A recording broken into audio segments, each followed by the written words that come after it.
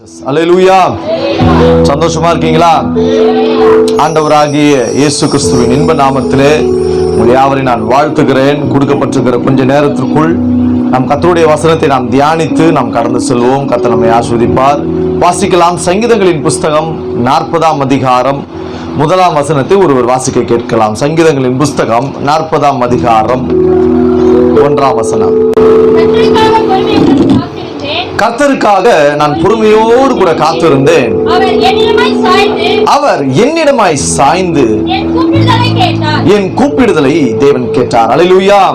வேதம் பல காரியங்களை குறித்து நமக்கு கற்றுக் கொடுத்தாலும் கூட கர்த்தருடைய பிள்ளைகளுக்கு என்று இருக்க வேண்டியதான ஒரு முக்கியமான சுவாபத்தை, தேவனிடத்தில் இருக்கிற சுவாபத்தை நமக்குள் வைத்து அல்லது அதை நமக்குள் வளர்த்து நம் தேவனுக்கு மகிமை உண்டாகிற வகையில நாம் நடந்து கொள்ளும்படிக்கு ஒரு முக்கியமான காரியத்தை நாம் இன்றைக்கு பார்க்க போகிறோம். இந்த நாளின் செய்திக்கு தலைப்பாக பொறுமையாய் இருப்போம். பக்கத்துல சொல்ல பொறுமையாய் இரு, பொறுமையாய் இருங்கள் என்று சொல்லிதான் நான் இன்றைக்கு ஒரு குறிப்பிட்ட காரியத்தை குறித்து இந்த வசனத்தின் அடிப்படையில் நாம் பார்க்க போகிறோம்.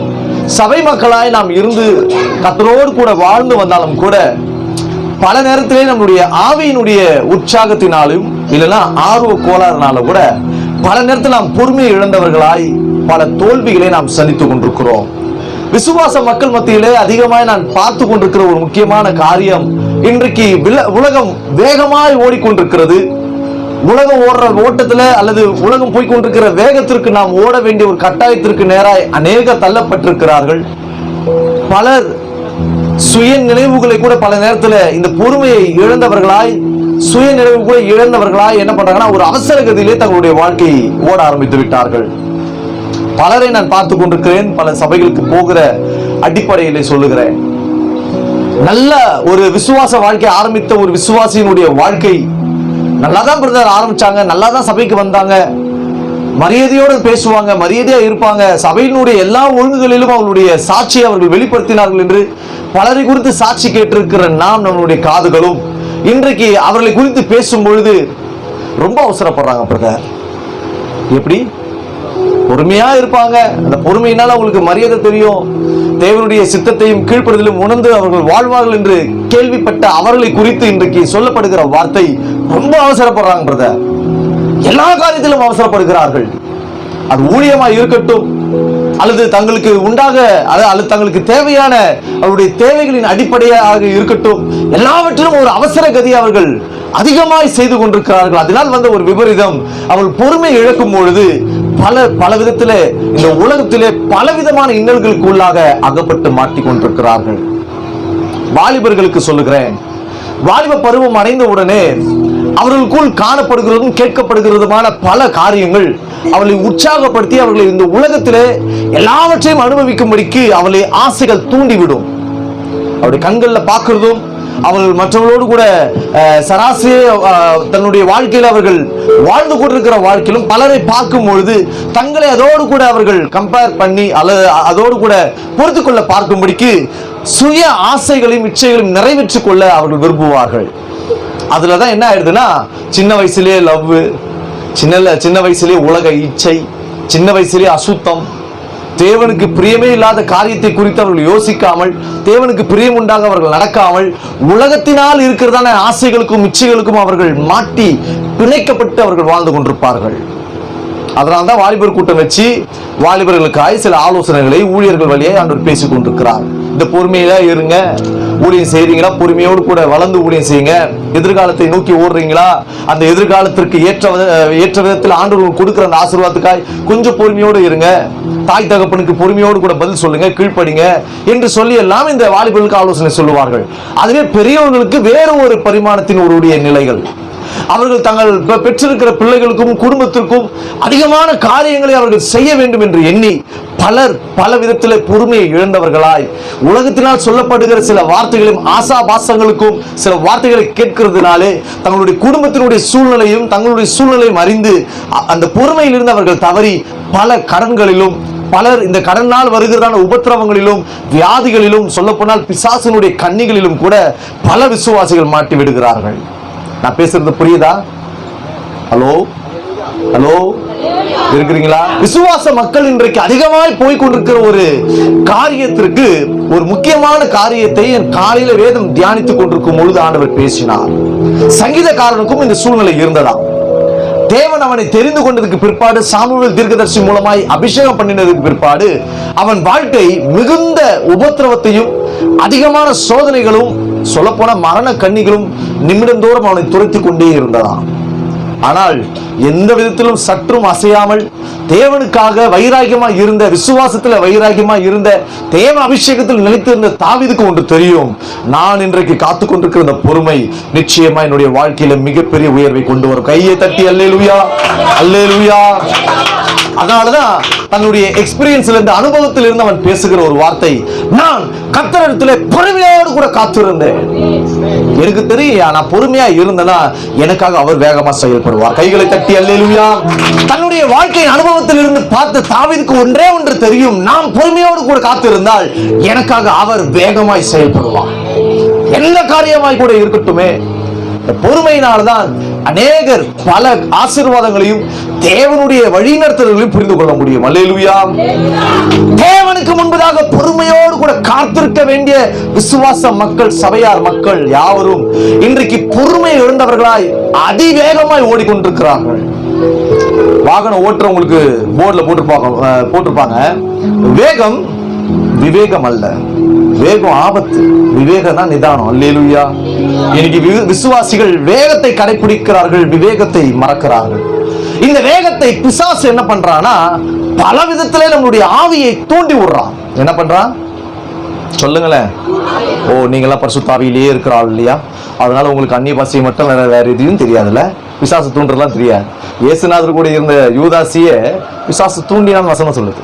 அவன் வேலை தூண்டிக்கிட்டே இருப்பான், குழப்பத்தை உண்டாக்கிட்டே இருப்பான், தேவனை விட்டு கீழே இருந்துட்டே இருப்பான், தேவனை விட்டு வெளியே வேற சிந்தை போற மாதிரி ஏதாவது பண்ணிக்கிட்டே இருப்பான். அவன் வேலை, அவனுடைய வேலை அவன் ஒழுங்கா செய்யறான், சொல்லப்போனா அவனுடைய ஊழியத்தை ஒழுங்கா செய்யறான். ஆனால் ஊழியம் செய்கிற நாம் அல்லது ஊழியத்திற்கு ஒப்பு கொடுத்த நாம் பல நேரத்தில் நம்ம வேலையை நம்ம விட்டுட்டு மற்ற ஊழியத்து மேல மூக்க வச்சு வாயை வச்சு பேசிக்கிட்டாங்களா, அவ்வளோ போயிட்டு இருக்கோம். அல்லேலூயா.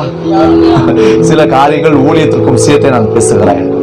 பல காரியங்களை குறித்து வேதம் தெளிவாய் நம் கற்றுக் கொடுத்திருக்கிறது. சங்கீதக்காரன் தெளிவாய் சொல்கிறான், நான் கர்த்தரை நம்பி இருக்கிறவன், நான் கர்த்தரை நம்பி இருக்கிறபடினால் அவரை நோக்கி நான் பொறுமையோடு கூட அமைதியா இருக்கேன். இந்த பொறுமை எல்லாம் பிரதர் எனக்கு இல்ல பிரதர் சொல்லவே சொல்லாதீங்க. பிரதர் அதெல்லாம் எனக்கு வரவே வராது பிரதர் சொல்லவே சொல்லாதீங்க. நிச்சயமா வரும். அல்லேலூயா. வசனம் அழகா சொல்லுது, தேவன் தம்முடைய சாயலின்படி தம்முடைய ரூபத்தின்படி யாரை படைச்சாரு?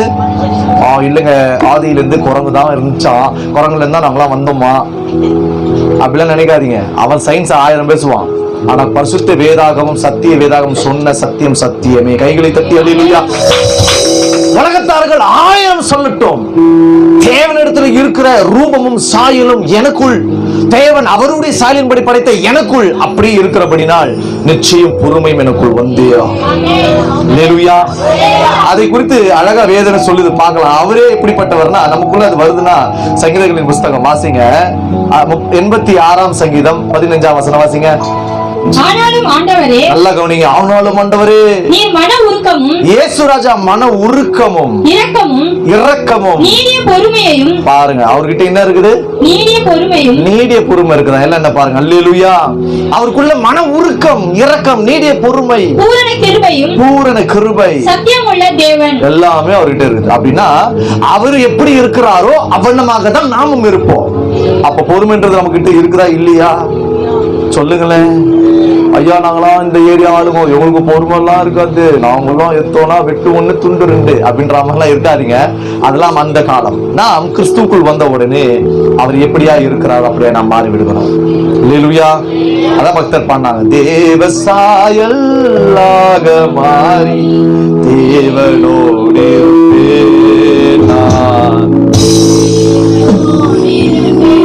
பாட்டு தெரியல. இந்த காலத்து பாட்டா ஈஸியா பாடுறீங்க, பழைய பாட்டா கொஞ்சம் எப்படி யோசிக்கிறீங்க. நாம் தேவனுடைய சாயலுக்கு ஒப்பாய் மாறும் பொழுதுதான் அவருக்குள் இருக்கிறதான இந்த மன உருக்கம், நீடிய பொறுமை, தயவு, நற்குணம் எல்லாம் நமக்குள்ள வரும். இது எப்பொழுது நமக்குள்ள வருதுன்னா, கலாத்தியர் 5ஆம் அதிகாரத்தில் சொல்லுகிறது, ஆவியின் கனியின் வழியாய் தான் இந்த நீடிய பொறுமையை வெளிப்படுகிறது. என்றைக்கு நீங்கள் பரிசுத்த ஆவியை பெற்றீர்களோ, எல்லாம் என்ன பாருங்க, வாசிக்க வேண்டாம், நான் வேகமா போற நேரம் இல்லை. என்றைக்கு நாம் பரிசுத்தாவியை பெற்றுக்கொண்டோமோ, ரட்சிக்கப்பட்டு பரிசுத்தாவியை பெற்றோமோ, அன்றைக்கு தேவனே நமக்குள் வந்து வாசம் செய்கிறார். புரியுதா நான் சொல்றது? அப்போ உங்களுக்கு கோபம் வராது, அவசரகதி வராது. எல்லாத்தையும் என்ன பண்ணுவீங்க? ஒரு ஸ்டாண்ட் பையா பொறுமையா அப்படியே லைஃப் நடத்துவீங்க. நல்லா கவனிங்க. இன்றைக்கு உலகம் நம்மை பல விதத்திலே நம்மை தூண்டி விடுகிறான். வேகமாய் நம்மளுடைய டிசிஷன் எடுக்க விடாதபடிக்கு பல அவசர நிலையை மனதில் அதிகமாய் போட்டு ஒரு வேகமான ஒரு அழுத்தத்தை நமக்கு கொடுக்க ஆரம்பிக்கும் பொழுது நாம் பொறுமையை நாம் மறந்து விடுகிறோம். அந்த பொறுமையை இழந்ததுனால பல தேவையில்லாத கண்ணிகளுக்கு நாம் அகப்படுகிறோம். எனக்கு தெரிந்த ஒரு சகோதரி, எங்களுக்கு ஒரு பண நெருக்கம் வந்தது. ஒரு நேரத்துல ரொம்ப பண நெருக்கம், எல்லாருக்கும் வர மாதிரி தான். அப்போ நாங்க ஒருத்தர்கிட்ட பேசியிருந்தோம், இது மாதிரி எங்களுக்கு தேவைப்படுது. அவங்களும் ஓகே ஹெல்ப் பண்ண சொல்லிட்டு அவங்களும் சொல்லி எங்களுக்காக அவங்க மிடிலா நின்று அவங்க எல்லா வேலையும் பார்த்தாங்க, செஞ்சாங்க. அங்க பேசின அந்த காரியத்தின் நிமித்தமாக அவங்க என்ன பண்ணிட்டாங்கன்னா, அவங்ககிட்ட வாங்கின அந்த வார்த்தையை எங்ககிட்ட கொடுத்துறாங்க. நான் சொல்றேன், நான் ஜோமனி இந்த விஷயத்த சொல்றேன். அந்த அம்மா எனக்கு சொல்றாங்க, நீங்க இதை பண்ணீங்கன்னா இது கிடைச்சிருமா, உடனே சொல்லுங்க, உடனே சொல்லுங்க, ரெடியா இருக்காங்க. நான் உடனே சொன்னேன், கொஞ்சம் பொறுமையா இருங்க, நான் ஜோமனி சொல்றேன், அவசரப்பட வேண்டாம். இல்ல இப்பவே சொல்லுங்க. என்னது சொல்லுங்க, வாய் திறந்து. ஏன் உங்களுக்கு எல்லாம் அந்த மாதிரி ஆட்களை பார்த்தது கிடையாதா? எல்லா இடத்துலயும் அந்த மாதிரி ஆட்கள் இருப்பாங்க. அவங்களை பிசாசு ஹேண்டில் பண்ணுவாங்க. நமக்கு நம்ம ஆவியில இருந்து பார்த்தாலும் கண்டுபிடிச்சிடலாம். அப்ப எங்களை வேகமா திருத்தப்படுத்துறாங்க. நான் உடனே என் மனைவி சொல்றேன், கொஞ்சம் சீக்கிரமா சொல்லுமா, உடனே இப்பயே சொல்றாங்க. என்ன சொல்றீங்க? நான் ஒரு ஏவத்தை சொன்னேன், கொஞ்சம் பொறுமையா இருந்து முடிவு எடுக்கலாம். பக்கத்து பசங்க கொஞ்சம் பொறுமையா இருந்து, பக்கத்தை பார்த்து பேசுங்க, பொறுமையா இருந்து முடிவு எடுக்கலாம். கர்த்தருக்கு சித்தமானால் வாய்க்கட்டும். அல்லேலூயா, அல்லேலூயா. இப்படி நான் அந்த விஷயங்களிலே பல நேரங்களிலே அவசரப்படுத்துகிறார்கள் என்று சொன்னால் அங்க நான் உஷாராயிடுவேன். அங்க பிசாசு ஏதோ வேலை பண்றாங்க. என்றைக்கு நாம் ஒரு மனிதர்கள் நம்மை வேகமாய் அதிவேகமாய் நம்மை இயக்க பார்க்கிறார்களோ அங்க நம்ம கொஞ்சம் நிதானமா இருக்க வேண்டியது முக்கியமா இருக்கிறது. உங்களுக்கும் ஒரு சில நேரத்தில் தேவைகள் வரும், ஏதோ ஒரு தேவைகள். அது பண தேவைகளா இருக்கலாம், அல்லது உதவிகளா இருக்கலாம், அல்லது உங்களுடைய பிள்ளைகளை குறித்து, இல்லைன்னா உங்களுடைய ட்ரீட்மெண்ட்டை குறித்து, இல்லை நீங்கள் ஒருவருக்கு நீங்கள் உதவி செய்வதை குறித்து ஏதோ ஒரு விதத்துல ஒரு உதவிகள் இருக்கலாம். ஆனால் நிதானத்தோடு அது செய்யலாமா? முதல்ல நீங்க ஆவியில நிதானிக்கணும். பக்கத்து பாசல் கைப்பிடிச்சு சொல்லுங்க, ஆவியில நிதானிங்க. வாய் திறந்து சொல்லுங்களா, வாயில புண்ணு வரும். ஆவியில நிதானிங்க சொல்லுங்க, ஆவியில நிதானிங்க. எந்த ஒரு காரியத்தின் துவக்கத்தை பார்க்கலும் அதனுடைய முடிவிலே நாம் சம்பூர்ண பெறுவதற்கு தான் பொறுமையாக இருக்க வேண்டும். நம்ம என்ன பண்ணிடுறோம்னா, ஒருத்தர் நம்மளை கொஞ்சம் புஷ் பண்றாங்க, நம்மளுடைய தேவைக்காக அவங்க கொஞ்சம் ஒர்க் பண்றாங்க, நமக்காக உதவி செய்ய ஓடிட்டு இருக்கிறாங்க, நம்ம கண்ணு அதை தான் பார்ப்போம். ஆனா வசனம் தெளிவா சொல்லுது, மனுஷன் முகத்தை பார்ப்பான், கர்த்தரோ இருதயத்தை பார்ப்பான். நமக்காக ஒருத்தர் ஒரு காரியத்தை சொல்லி வேகமா எடுத்து செய்யறாங்கன்னா வேகம் ஆபத்து, வேகம். உதாரணத்துக்கு சொல்லுகிறேனே, உங்க பிள்ளைங்களுக்கு ஒரு திருமண வயசு வந்துருச்சு. ஐயோ ஐயா, இத்தனை வயசு ஆகிட்டே இருக்குது ஐயா, இன்னும் பிள்ளைக்கு இது வரலையே அது வரலையே, என்ன பண்றது ஏது பண்றது? ஐயா அங்க ஒருத்தர் ஃபோன் பண்ணி உடனே சொன்னாங்க. என்ன சொல்றீங்க? நீங்களா என்ன பண்ணுவீங்க? ஓகே முடிச்சிடலாம். பொதுவான ஒரு பெற்றோருடைய பார்வை சரிதான், நான் இல்லைன்னு தப்பு சொல்லவே இல்லை. அது பொதுவான பெற்றோருக்கு. உங்களுக்கு நான் சொல்றேன், விசுவாச மக்களுக்கோ அல்லது ஆவிக்குரிய பெற்றோர்கள் நான் சொல்லுகிறேன், எந்த ஒரு காரியம், எந்த ஒரு வரனின் காரியமா இருந்தால், அவங்களுடைய பிள்ளைகளை குறித்த படிப்பா இருக்கலாம், கல்லூரியா இருக்கலாம், வேலை வாய்ப்பா இருக்கலாம், அல்லது திருமண எதிர்காலமா இருக்கலாம், அல்லது ட்ரீட்மெண்டா கூட இருக்கலாம். உதாரணத்துக்கு சொல்லுகிறேன், ட்ரீட்மெண்ட் காரியங்களாய் கூட இருக்கலாம். அவசரப்படாம 1000 பேர் வந்து சரியா சரி இது சரி இது சரி இது செய், இது கரெக்டா வாய்க்கும், இது கரெக்டா நடக்கும், நான் போய் பார்த்தேன், பலருக்கு சக்சஸ் ஆயிருக்கு. No no no no. எனக்கு அதை ஆண்டவர் அனுமதிச்சிருக்கிறாரா? நிதானிக்க. பக்கத்துல பார்த்து சொல்லுங்க, ஆண்டவர் எனக்கு அதை வச்சிருக்கிறாரா அந்த பாதைய? வாய் திறந்து சொல்லுங்களேன். அப்படின்னு நம்ம நிதானிக்கணும். அதுதான் பொறுமை. அல்லேலூயா. அப்போ அந்த பொறுமையை நாம் அதிகமாய் தேவ சமூகத்துல இருந்து, ஆண்டவரே இந்த காரியத்திற்காக நான் காத்திருக்கிறேன், இந்த காரியத்தை நான் எடுத்து நடத்தலாமா? இப்படி ஒரு ஆஃபர் எங்களுக்கு வருகிறது, இப்படிப்பட்ட ஒரு வழிகள் ஆண்டவர் தேவைகள் திறக்கிறீங்க, இதுக்குள்ள நாங்கள் போகலாமா? கேட்கணும். பக்கத்து பசங்க ஏசப்பா கிட்ட பேசணும், ஆண்டவர்கிட்ட கேட்கணும். கேட்பீங்களா? அதுக்குதான் நீங்க செய்தி. அல்லேலூயா. பல காரியங்கள் நம்மை துரிதப்படுத்துகிறார்கள் என்று சொன்னால் தெளிவா இருக்கணும், தெளிவா இருக்கணும். சில நேரத்தில் ஆண்டவர் நம்மை துரிதப்படுத்துவார், அதையும் நான் உங்களுக்கு சொல்றேன். ஆண்டவர் 12 சீஷர்களோடு கூட மலை உபதேசங்களை முடித்து விட்டு அக்கறைக்கு போகும்படிக்கு, அவர்களை படகில் போகும்படிக்கு அவரை துரிதப்படுத்தினார். எதுக்கு? அங்க ஒரு ஆத்துமா இருக்குது. அல்லேலூயா. அவருக்கு எப்ப துரிதப்படுத்துறாரோ அதுல பாத்தீங்கன்னா திரளான ரட்சிப்பும் மீட்புகளும் ஆசீர்வாதங்களும் இருந்து கொண்டே இருக்கும். உடனே புரிஞ்சவங்க கையை தட்டி இருக்கணும். அல்லேலூயா. இயேசுவை பத்தி பேசினா கையை தட்டணும் ஜனங்களா, இல்லைன்னா உங்க வாழ்க்கையில ஆசீர்வாதம் உங்களால புரிந்து கொள்ள முடியாது. Spiritual life. அல்லேலூயா. சில நேரங்களில் அவன் துரிதப்படுத்துவார். இந்த இடத்த நிக்காது, இங்கிருந்து போ அப்படின்னுவாரு. இந்த வீட்டுல இருக்காது, இந்த வீட்டுல இருந்து வேற எல்லைக்கு போன்னுவாரு. இந்த காரியத்தை செய்யாத, அந்த காரியத்திற்காய் நீ காத்திருன்னு சொல்லுவார். இதெல்லாம் ஆவியானவர் நம்மை நடத்துகிற அனுபவ பாதைகள். அது அவரோடு சார்ந்து இருந்தா மட்டும்தான் சத்தம் கொஞ்சம் தெளிவா கேட்கும். இல்ல பிரதர், நாங்க வந்துட்டு இன்னாருடைய செய்தியை கேட்போம், இன்னாருடைய வார்த்தைகளை தான் கேட்போம், அவர் சொன்னா எல்லாமே கரெக்டா இருக்குன்னா மனுஷனை நீ கண்ணியா மாத்திட்டு இருக்கிறன்னு அர்த்தம். ஆனால் கர்த்தரை நீ தெய்வமாய் கொண்டிருப்பியானால் உன்னுடைய வாழ்க்கை அவர் விரும்புகிறவனமாய் மாறிக்கொண்டே இருக்கும். புரிஞ்சவங்க கையை தட்டி அல்லேலூயா. ஓகே, ஆண்டவர் மிக முக்கியமாய் பொறுமையை குறித்து நம்மை அதிகமாய் எச்சரிக்கிறார்.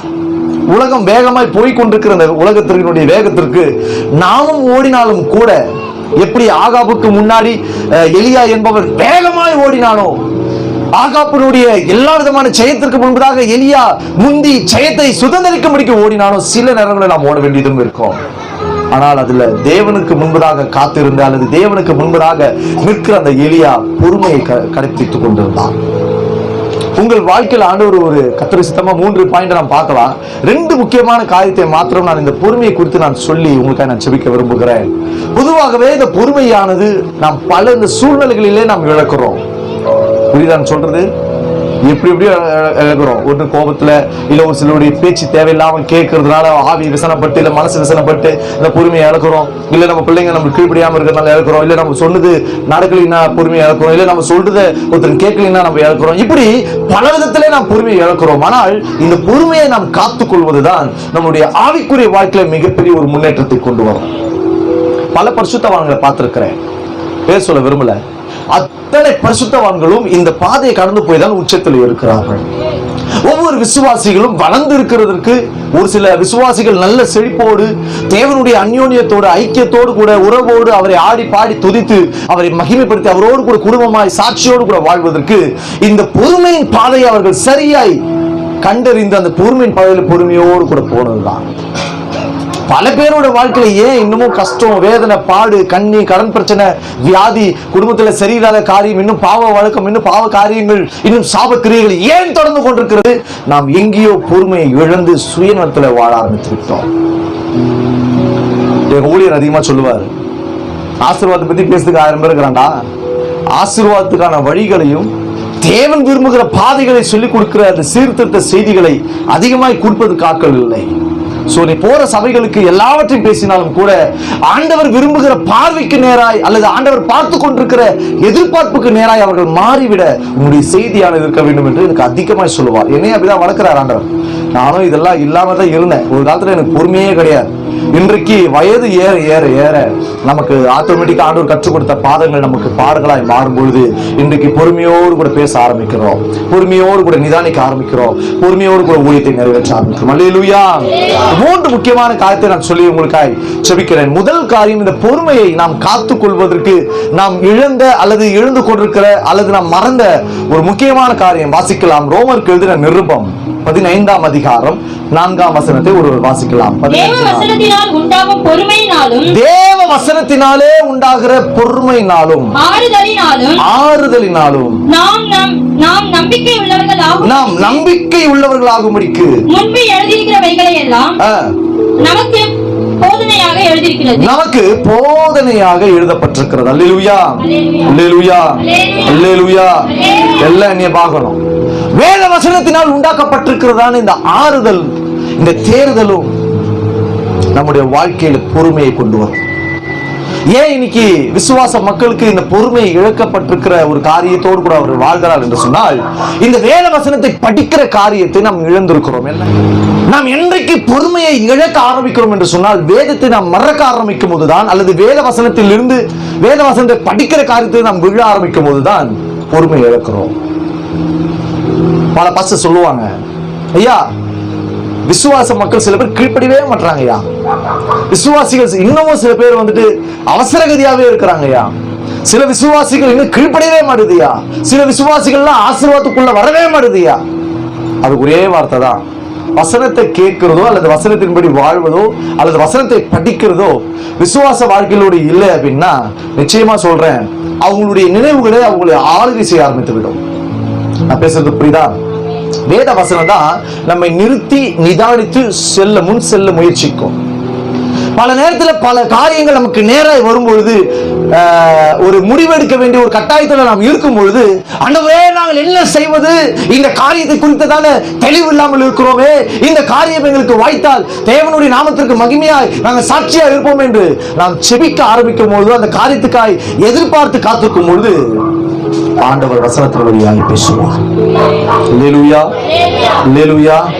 எத்தனை பேருக்கு ஆண்டவர் பல நேரத்துல எதிர்பார்த்த ஜபங்களுக்கு, எதிர்பார்ப்புகளுக்கு வசனத்தின் அடிப்படையில் என்னோடு கூட இடைப்பட்டிருக்கிறார் என்று சொல்றீங்க? கையை உண்மையா மட்டும் தான் காட்டணும். ஐயா போயிட்டே இருந்தேன், திடீர்னு வசனம் இருதயத்திலிருந்து ஒரு வெளிச்சமாய் ஒரு சப்தமாய் வெளிப்பட்டது, ஆண்டவர் என்னோடு கூட பேசினார். எத்தனை பேருக்கு அந்த அனுபவம்? கர்த்தரை நான் துதிக்கிறேன். சில பேர் போயிட்டே இருப்பாங்க, இந்த அனுபவம் இல்லாதவங்க போயிட்டே இருப்பாங்க.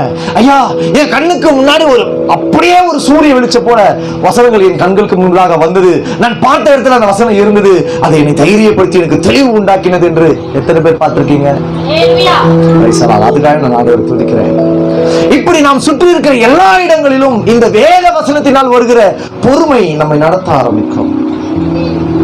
உங்க குடும்பத்துல ஏதோ ஒரு காரியத்துக்காக நீங்க ஜெபிக்கலாம். ஏதோ ஒரு காரியம், இந்த நெருக்கத்திலிருந்து இந்த காரியத்தை தேவன் நமக்கு விசாலமாய் மாற்ற வேண்டும் என்று சொல்லி நீங்க ஜெபித்துக் கொண்டிருக்கலாம். அந்த நேரத்தில் ஆண்டவரே இதற்கான ஒரு வழிகளை, ஒரு வாசல்களை நீ தாரு, நாங்கள் உண்மையே நம்பி இருக்கிறோம், நாங்கள் உண்மையே நம்பி காத்திருக்கிறோம், நாங்கள் எல்லாவற்றையும் எதிர்பார்க்கிறது உங்ககிட்ட தான், நீ எங்களுக்கு வெளிப்படுத்தும் என்று சொல்லும் பொழுது வேதம் அழகா சொல்லுகிறபடி வேத வசனத்தின் வழியாய் ஆண்டவர் உங்களுக்கு எல்லாவற்றையும் வெளிப்படுத்துவார். விசுவாசிகள் தயவு சொல்றேன், இன்னும் கொஞ்ச நாள் உங்க கையில இருக்கிற வேதாகம் எடுக்கப்பட்டு போயிடும். ஏன்னா இப்பவே எல்லாமே நம்ம யூஸ் பண்ற பணமே டிஜிட்டல் கரன்சியா மாறிக்கொண்டிருக்கிறது. நாம் பயன்படுத்துகிற பணமே டிஜிட்டல் கரன்சியா மாறுறதுனால நம்முடைய கையில இருக்கிற எழுத்து வேதாகமும் பேப்பர் எழுத்து வேதாகமும் கூட இன்னும் சற்று கொஞ்சம் காலத்துல நம்ம கையை விட்டு எடுத்து போயிடுவாங்க. இப்பவே ஆல்ரெடி பைபிள் பிரிண்டிங் பண்ணுகிற அநேக வேதாகம அச்சிடங்கள் எல்லாம் மிகப்பெரிய லாஸ்ல, ஏன்னா பேப்பர் விலைலாம் ஏறுறதுனால அவங்களால அச்சிட முடியல அப்படின்ற அளவுக்கு ஆகி இன்னைக்கு எல்லாரும் இந்த அப்ளிகேஷன் வழியாக சில காரியங்களை ஒழுங்குபடுத்த ஆரம்பிச்சுட்டாங்க. இன்னும் கொஞ்ச நாள் பிரிண்டிங் பேப்பர்லாம் அப்படியே குறைஞ்சிக்கிட்டே வந்துடும்.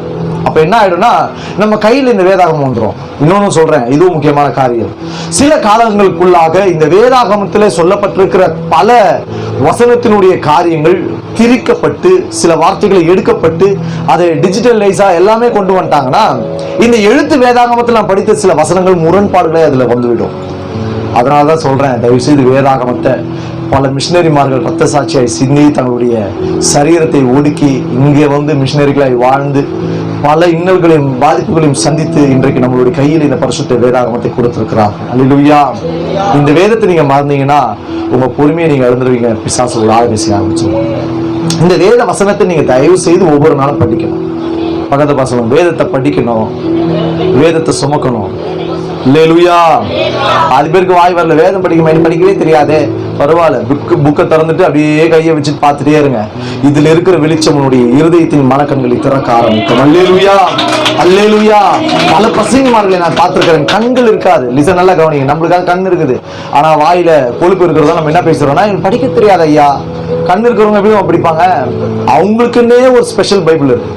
அப்படியே கைகளை வச்சு தடவி தடவி அந்த எழுத்தை கண்டுபிடிச்சு அப்படியே படிச்சு எத்தனையோ கண்கள் தெரியாத பரிசுத்தவான்கள் பிரசங்கித்து சபைகள் ஆட்டம் கண்டு கொண்டிருக்கிறது. கைகளை தட்டி அல்லேலூயா, அல்லேலூயா. கண்ணு தெரியாதவனுக்கே ஆண்டவர் வேதத்தை கத்துக் கொடுப்பாருன்னா கண் இருக்கிற, வாய் இருக்கிற, காது இருக்கிற, நல்லா இருக்கிற நமக்கு வேதத்தை வெளிப்படுத்தி கற்றுக் கொடுக்க கர்த்தர் இருக்கிறார். கைகளை தட்டி பெற்றுக் கொள்ளுங்கள். அல்லேலூயா. வேதத்தை நாம் மறக்க ஆரம்பிக்கும் பொழுது பொறுமையை நாம் இழக்க ஆரம்பிக்கிறோம். ஒரு சில நேரத்தில் நாம் எடுக்கிற சில தவறான முடிவுகள், வேத வசனம் இல்லை என்றால் அதை தவறாக தான் எடுத்து முடித்து பல அவதிகளை நாம் பெரும்படிக்கு அதை நம்மை தள்ளிவிடுகிறது. வாழ்க்கையில நீங்க வேதம் இல்லைன்னா நிச்சயமா ஆண்டவருடைய சத்தத்தை உங்களால் கேட்கவே முடியாது. வேத வசனங்கள் இல்லைன்னா ஆண்டவர் உங்களுடைய இருதயத்தில் போடுகிற வசன விதைகள் உங்களுக்கு அந்த தெளிவை உண்டாக்காது.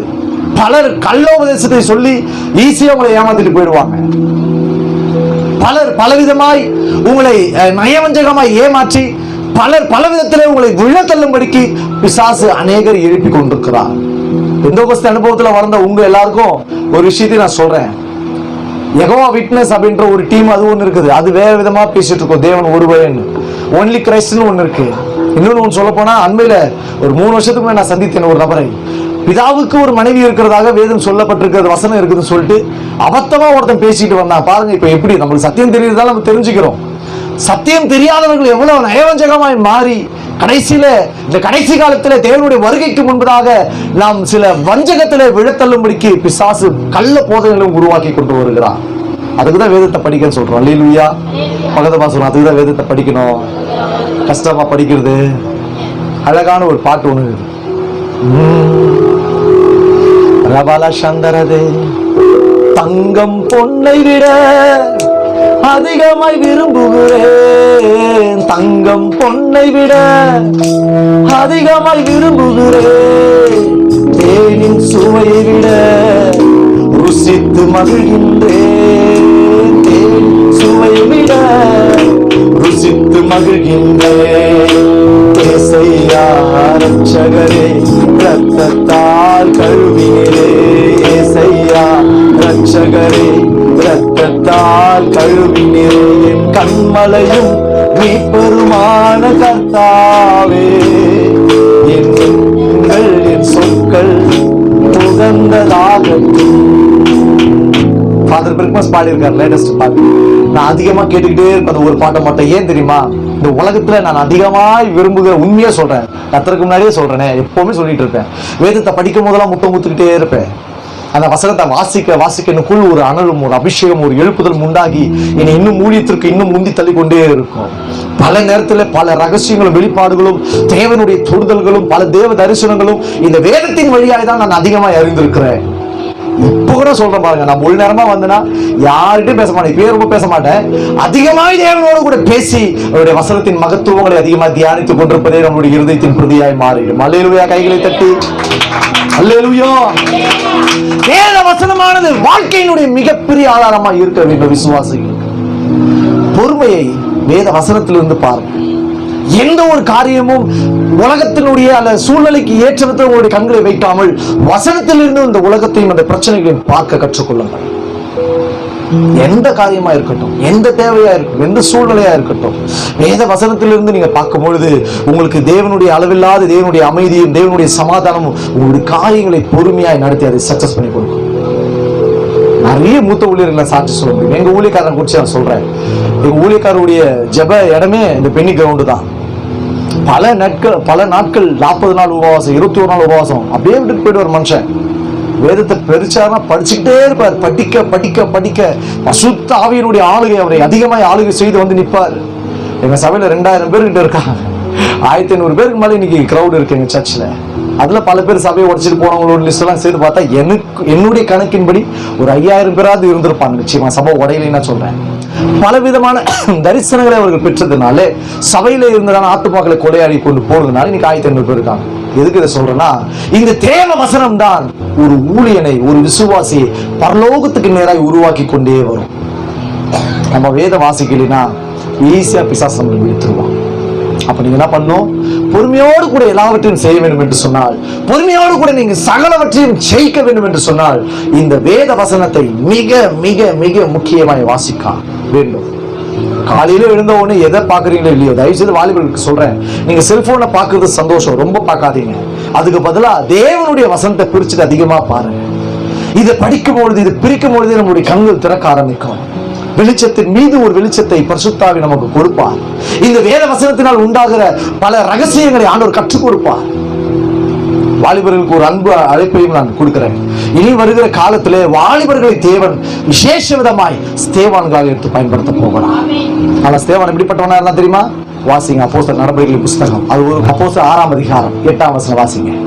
ஸ்தேவான் விசுவாசத்தினாலும் வல்லமையினாலும் நிறைந்தவனாய் ஜனங்களுக்குள்ளே பெரிய அற்புதங்களையும் அடையாளங்களையும் செய்தான். அப்படியே 12ஆம் வசனம் வாசிங்க. 10ஆம் வசனமே வாசி, 10 வாசிங்க. அவன் பேசின ஞானத்தையும். ஹலோ வாலிப பிள்ளையே அல்லது சபைக்கு வந்து கொண்டிருக்கிற விசுவாசியே, நீங்க இருக்க வேண்டிய ஸ்தானத்தை வேதம் சொல்லுகிறது. வாசிங்க. அவன் பேசின ஸ்தேவான் பேசின ஞானத்தையும் ஆவியையும் எதிர்த்து நிற்க அவர்களால் கூடாமல் போயிற்று. கடைசி வசனம்.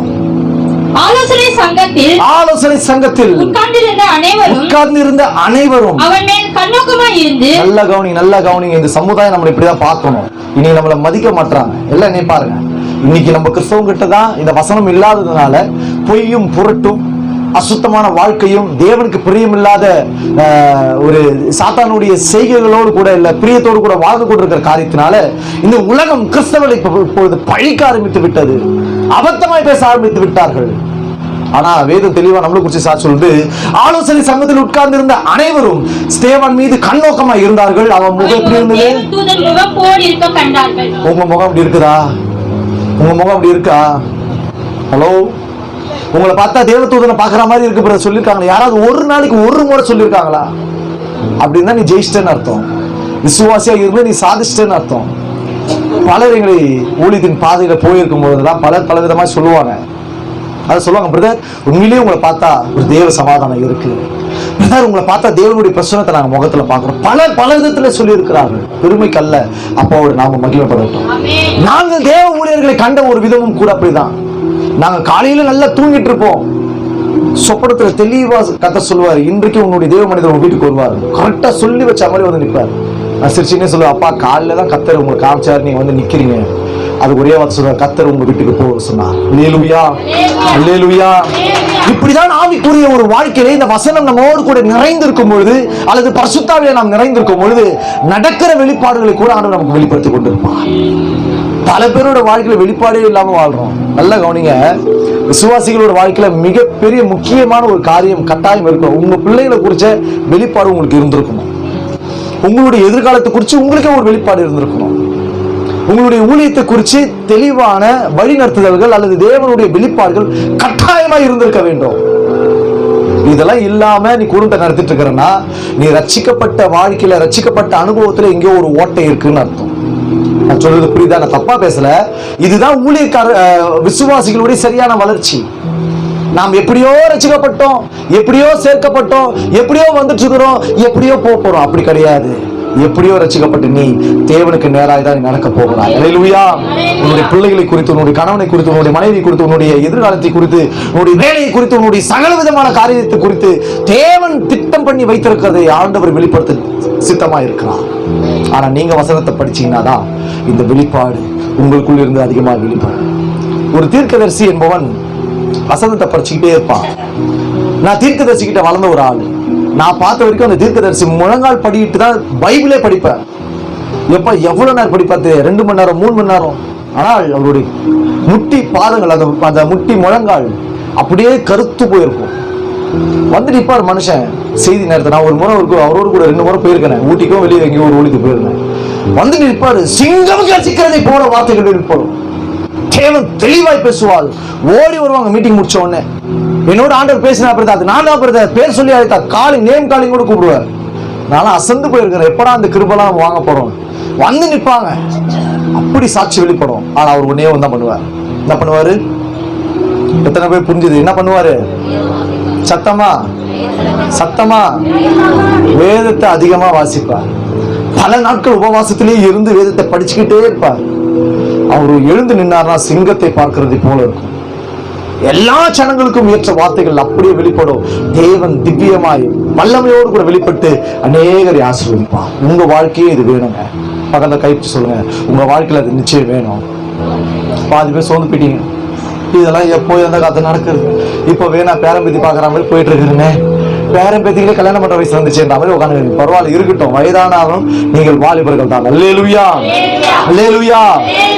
தேவனுடைய பொறுமையை நீங்கள் பெற்றுக்கொள்ள வேண்டும் என்று சொன்னால் வேத வசனத்தின் படி நீங்கள் வாழும். 2வது ஒரு காரியத்தை வாசிச்சு வேகமா முடிச்சிடலாம்.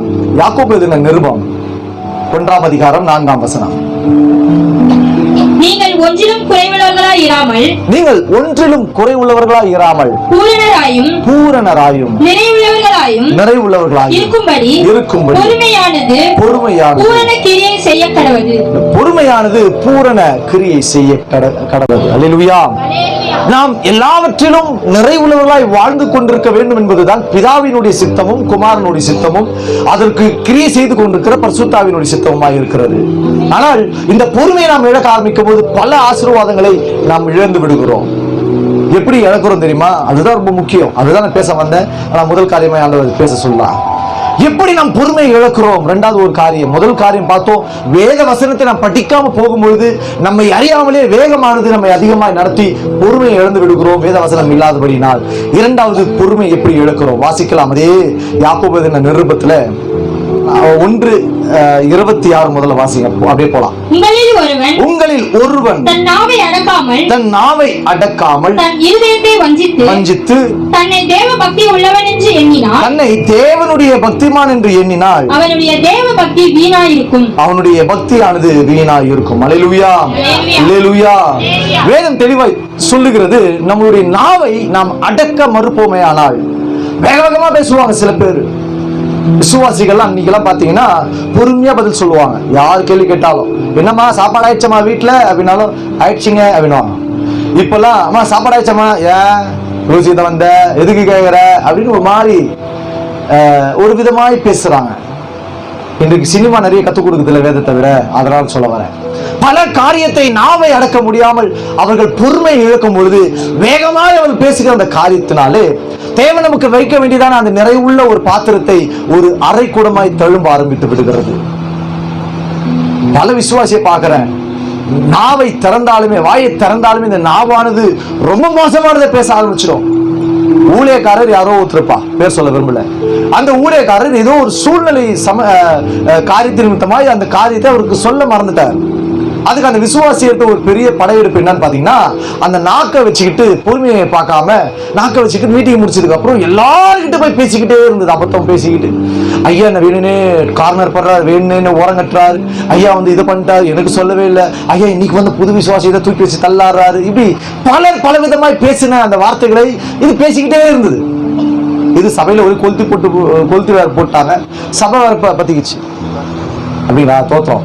சரி, ஏதோ ஒண்ணு கொளுத்திட்டு இருந்தது, என்னென்னவோ சொல்லிட்டு இருந்தது. விசுவாசியம், ஐயா அப்படியா பண்ணிட்டாரு, நாளைக்கு உங்களுக்கும் அதேதான், நம்மளுக்கும் தானா அப்படின்னு ஆயிடுச்சு. நாட்கள் ஓடிச்சு. ஐயா கூப்பிட்டு பேசினாரு, என்னம்மாவும் பிரச்சனை இல்லையா? நான் ஒன்னும் அப்படி பேசலையோ, இது எல்லாம் கொளுத்தி போட்டுச்சு எல்லாரும் மேலேயும் போட்டு, ஐயா நானும் அப்படி பேசலையா, நான் ஏன் எல்லாம் சொல்ல போறேன், சரிம்மா ஓகேம்மா. ஊழியக்காரர் தலையெழுத்து வர பண்றது, நீ ஆமான்னு சொன்னாலும் ஏத்துக்கணும், இல்லைன்னு சொன்னாலும் ஏத்துக்கணும், ஏன்னா ஊழியம் வச்ச இல்லை நீ செதறிடுவியே என்று சொல்லி அவர் என்ன பண்ணாருன்னா அந்த காரியத்தை சொல்லி என்னோடு கூட பேசினார். நாவு அவர்கள் காத்திருப்பார்களே, ஆனால் அவருடைய வாழ்க்கையில ஒரு நிறைவு இருந்து கொண்டே இருக்கும். விசுவாசிகளுடைய வாழ்க்கையில எல்லாவற்றுக்கும் பொறுமையா பேசுறதுக்கு முயற்சி பண்ணுங்க.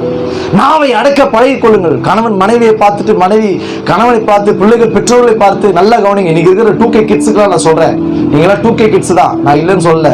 ஆனால் கொஞ்சமாவது அனுபவத்தை மதிங்க. பக்கத்துல பார்த்து சொல்லுங்க, வாலி பிள்ளைங்க அனுபவத்தை மதிங்க. ஐயா அதெல்லாம் ரொம்ப கஷ்டங்க. நாங்களாம் யாரு, நாங்களாம் வயலன்ஸ் இல்லையா, உங்களை சைலன்ஸா மாத்திர வராண்டவர். இல்லையா? 2K கிட்ஸ் எல்லாரும் இன்னைக்கு என்னன்னா பெரியவங்க, தம்பி பார்த்து போக முடியாப்பா, காலை வச்சுட்டு போறியா, ஏன் நீதான் பார்த்து போ, நல்லதானப்பா சொல்ற, யா எங்களுக்கு தெரியாதா, நீ சொல்லிதான் தெரியுமா, தம்பி ஒரு தண்ணி மொழு கூடப்பா, ஏன் உன்னால எது போய் மொழ முடியாதா. மதிங்க, நாவை அடக்குங்க. அல்லேலூயா, அல்லேலூயா. கணவன் மனைவியை பார்த்து பேசுறது, மனைவி கணவனை பார்த்து பேசுறது, வந்துட்டான் சனிய ஒரு நிம்மதியா நாடகம் பார்க்க முடியுதா, கரெக்டா நேரத்துக்கு வந்துருவான். இந்த நாடகம் முடிச்சதுக்கு அப்புறம் வந்தாதான் என்ன, மனைவியை பார்த்து கணவன் கேட்பாருமா, சாப்பாடு போய் போட்டாருமா, இருங்க நான் வரேங்க போட்டாருங்க. சனியனை பசிக்கும் போது கேட்கறதா சோறு, அதை வந்து போட்டுதான் கூட நாய பேய சம்பாதிச்சு உங்களுக்கு தானே கொடுக்குற. நாவை அடக்கிக் கொள்ளுங்கள். அல்லேலூயா. இதெல்லாம் பிராக்டிகலா இன்னைக்கு இருக்குது. பிக் பாஸ்ல போடுற சண்டையை விட வீட்டுல நடக்கிற சண்டை தான் குமுக்கு சண்டையா இருக்குது. அல்லேலூயா. போட்டு ஒருத்தர் அச்சுக்கிட்டுதான் இந்த மாதிரி ரொட்டி கட்ட எடுத்தா அவர் ரெடியா வேற ஒண்ணு எடுத்துட்டு போற ஆயுதம் என்னன்னு கேட்டா தடுக்கிறாராம். ஐயா தடுத்துதாங்க வாங்க முடியும், இல்லைன்னா ஜெயிக்க முடியாதியா. தடுத்தா பரவாயில்ல, சில பேர் ரணக்களமாயிடுறாங்க பாவம். பாதி பேர் ஹாஸ்பிட்டல் படுத்துன்னு பேசுறாங்க. ஹலோ மாமா, என்ன மாமா, எழுதி மாமா, என்னப்பா திட்டி போன் பண்ணி இருக்கிற? ஒண்ணுல மாமா, பொண்டாட்டி போட்டு அஷ்டமா. அப்படியாப்பா, என்னப்பா ஆச்சு, நீ எங்கப்பா இருக்கிற? நான் பெட்ல பத்துனுக்கிறேன் மாமா. ஒரு அடி தான் மாமா ஆச்சேன், பெட்ல படிக்க வச்சிட்டாங்க மாமா. இன்றைக்கு சகஜமாய் ஜனங்கள் அப்படியாய் மாறி கொண்டிருக்கிறார்கள். அதுக்கு காரணம் இந்த பொறுமையை நாவின் வழியாய் அடக்காததுதான். எனக்குலாம் கோபம் வந்தா என் மனைவி பார்த்து சொல்றேன், ஒரு வார்த்தை பேசுவாங்க, வாயை மூடுறது நல்லதுன்னு, அவ்வளவுதான். அது மாதிரி நம்ம பேச மாட்டேன், வாயை மூடுன்றேன், அவ்வளவுதான். ரெண்டாவது சத்தத்திலேயே அப்படியே அடங்கிடுவாங்க, எல்லாம் கப் சுட்டாயிடுவாங்க. எங்க குடும்பமே அப்படிதான். இது இந்த ஆளு கோவம் வந்துச்சுன்னா பயங்கரமா திட்டுவேன். அதான் திட்டினா அப்படிலாம் திட்ட மாட்டேன். ஏன் உங்களுக்கு தெரியாதா, அப்படியா இப்படியா போட்டு வாங்கினா அவ்வளவுதான். அவங்க அந்த அந்த அடுத்த வேலை சாப்பாடையும் மறந்துட்டு உட்காந்துருப்பாங்க. சரியா போட்டு அடி அடி அடிப்பா வார்த்தையில. ஏன் ஒழுங்கா இல்லை, ஏன் இது தப்பு பண்ணீங்க? தப்புக்காக தான் கேட்பேன். தப்பை விட்டே கொடுக்க மாட்டேன், காம்ப்ரமைஸ் பண்ணவே மாட்டேன். தப்பு நடந்துச்சா அது கூப்பிட்டு கண்டிச்சுட்டு தான் அடுத்த காரியத்துக்கு நான் முகம் கொடுக்குற பழக்கம். இல்லையா, தப்பு நடந்து நீ ஒத்துக்கலையா, கிட்டே வராது, தள்ளிடுறேன்னு. அது எவ்வளவு நாட்களா இருக்கட்டும், மாதமா இருக்கட்டும், எனக்கு கசப்பு இல்லை. நான் நியாயத்தை பேசுறேன். என் நாவு நியாயத்தை நீதியும் வசனங்களை பேசுகிற நாவு, எனக்கு தப்பு வராது. ஆனா தப்பு செய்யற நீ உடனே ஒப்புரவாகி விட வேண்டும். அல்லேலூயா. அப்படியே பக்கத்து அதிகாரத்துல யாக்கோபு எழுதுகிறார், வாசிக்கலாம். 3ஆம் அதிகாரம் 8, 9 சீக்கிரமா வாசிங்க. நாவே எனக்கு ஒரு மனுஷனாலும் கூடாது, அது அடங்காத பொல்லாங்குள்ளதும் சாவுக்கேதுவான விஷம் நிறைந்ததுமா இருக்கிறது. அதனாலே நம் பிதாவாகிய தேவனை துதிக்கிறோம், தேவனுடைய சாயலின்படி உண்டாக்கப்பட்ட மனுஷரை அதனாலே சபிக்கிறோம். பாருங்க, நேற்று வரைக்கும் ஒரே டமால்டிபிள்.com தான் வீட்டுல. ஆனா இன்னைக்கு வந்தானா ஷபரபா ஹபர் பி கது வா ஊயி அன்பே கல்வாரி அன்பே. நேத்து என்ன பண்ண நாவல லிசன், நல்ல கவனி, நல்ல கவனி, நல்ல கவனி.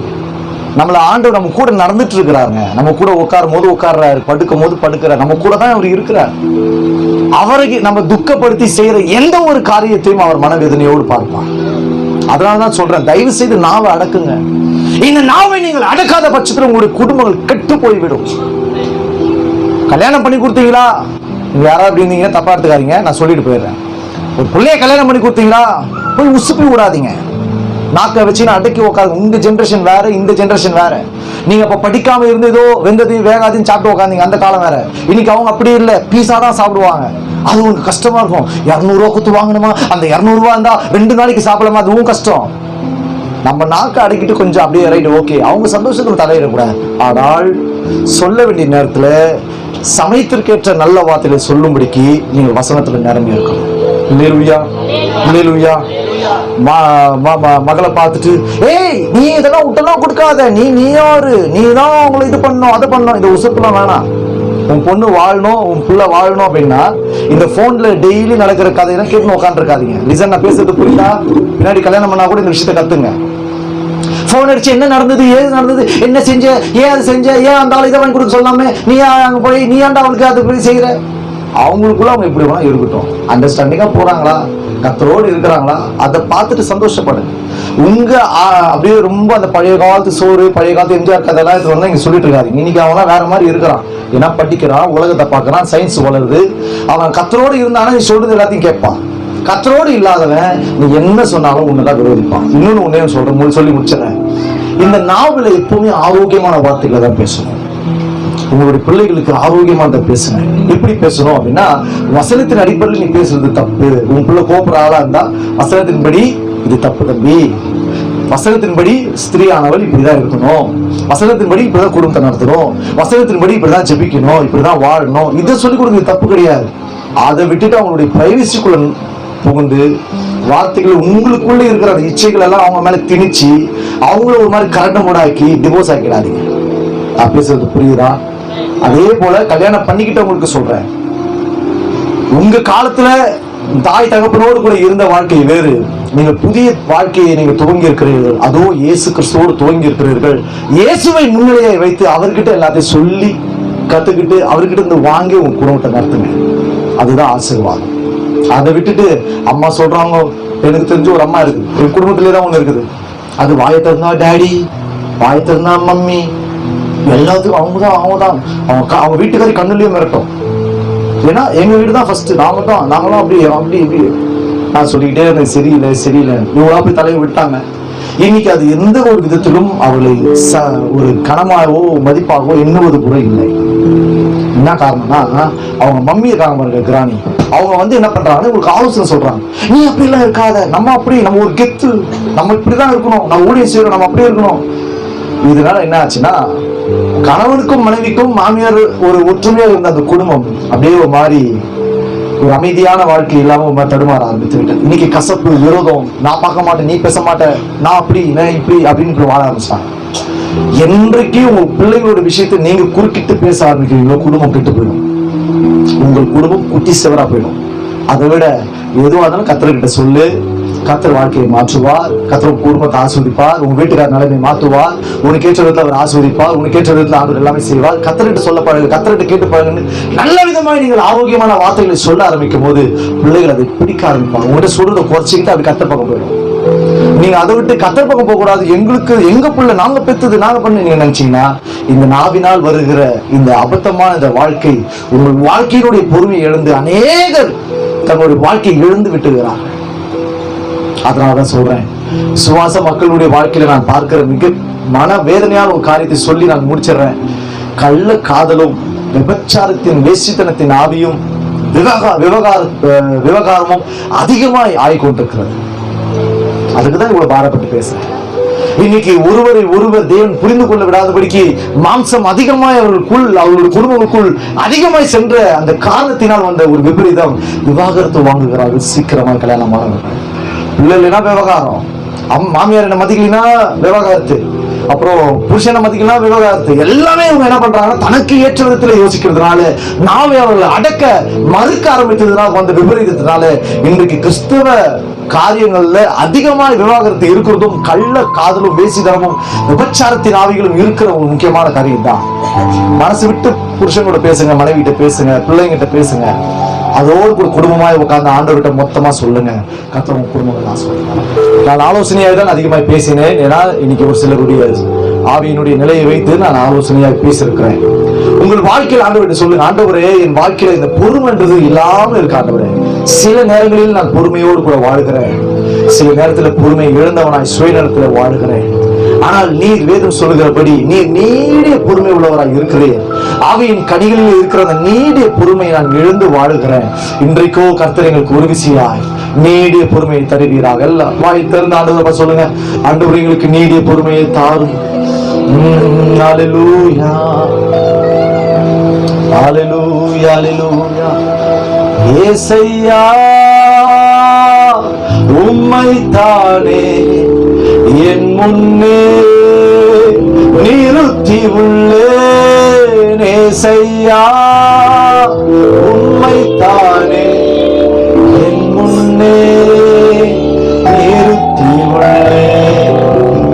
ஓடு இருப்பதுதான் உள்ளத்தின் வாஞ்சை. அப்படி அர்ப்பணி போட ஆண்டவரை பார்த்து அர்ப்பணி போட உண்மையா சொல்லணும்.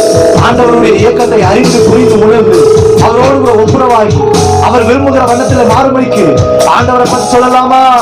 ஏசையா உம்மை தானே என் முன்னே நிறுத்தி உள்ளேன். ஏசையா உம்மை தானே